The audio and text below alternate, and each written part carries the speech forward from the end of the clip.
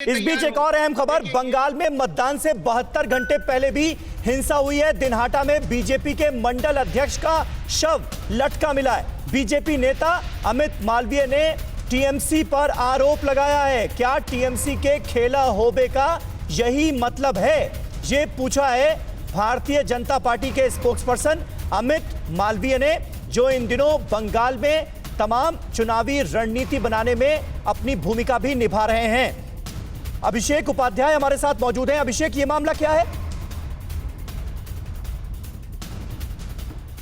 देखिए, ये आरोप लगातार लगाया जा रहा है बीजेपी की ओर से कि टीएमसी के जो कार्यकर्ता हैं वो अटैक कर रहे हैं और कई हत्याएं हो चुकी हैं। 130 की जो पहले उन्होंने लिस्ट जारी की थी, उसके बाद भी ये सिलसिला लगातार जारी है और लगातार तस्वीरें जारी की जा रही हैं। अभी पुरुलिया से एक तस्वीर और जारी की है जिसमें कि एक महिला के साथ में, एक बुजुर्ग महिला के साथ में मारपीट की गई है। तो ये लगातार, और इसके लिए बड़ी बात यह है कि बीजेपी इलेक्शन कमीशन से भी मुलाकात कर चुकी है और बीजेपी कह रहा है कि निचले लेवल पे जो अधिकारी हैं वो टीएमसी के काडर की तरह से काम कर रहे हैं। तो ये भी एक लड़ाई का एक बड़ा हिस्सा बन चुका है इस समय। प्रशासन का जो रोल है, सियासत जो है बंगाल की, उससे जुड़ी तमाम खबरें हमारे सामने आ रही हैं और यही इस चुनाव का सबसे दुर्भाग्यपूर्ण पहलू है। ये निखिल प्रसून भी मानेंगे और खालिद अब्दुल्ला भी मानेंगे। आमोद राय क्योंकि हमारे साथ आसाम से मौजूद हैं, इसलिए आमोद मैं आपसे जानना चाहूंगा, क्योंकि आसाम का घोषणा पत्र भारतीय जनता पार्टी ने जारी किया है। सीएए का वहां पर नाम नहीं लिया गया है, बल्कि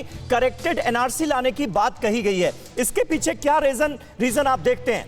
क्योंकि एक तरफ वो अहोम पारंपरिक वोट जो कि कांग्रेस का माना जाता है, जिसका बीजेपी में आना बड़ा फायदेमंद साबित हुआ पिछले विधानसभा चुनावों में, इस बार उसका क्या रुख होगा, यह भी देखने वाली बात है। देखिए, बीजेपी ने कल जो घोषणा पत्र समीर जारी किया, उसमें सबसे महत्वपूर्ण बात जो पहली लाइन है वो ये है कि यहाँ की संस्कृति की रक्षा, यहाँ के लोगों की सुरक्षा और यहाँ की उन्नति, इन तीन चीज़ों पर फोकस करके ये सारे चीज़ लागू किए जाएंगे और बनाए गए हैं। सारा घोषणा पत्र बनाया गया है। जहाँ तक बात आप कर रहे थे एनआरसी और सीए की, सीए पे बीजेपी साइलेंट है।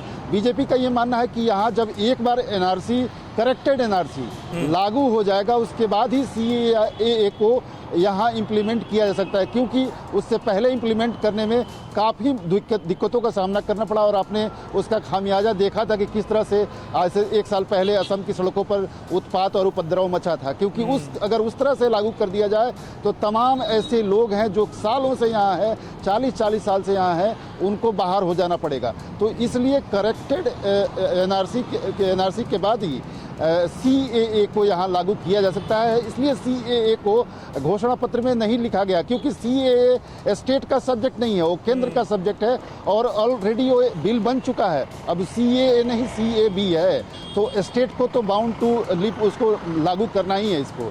लेकिन सबसे महत्वपूर्ण बात है कि आज प्रधानमंत्री असम में 2 बड़ी रैलियां करने जा रहे हैं। एक रैली 4 बजे शाम में है और दूसरी 5:30 बजे के लगभग यहाँ सीपाजार, जो अपर असम का सीपाजार है, वहाँ करेंगे। अड़ी सोमवार से शुक्रवार शाम 6 बजे सिर्फ TV9 भारतवर्ष पर।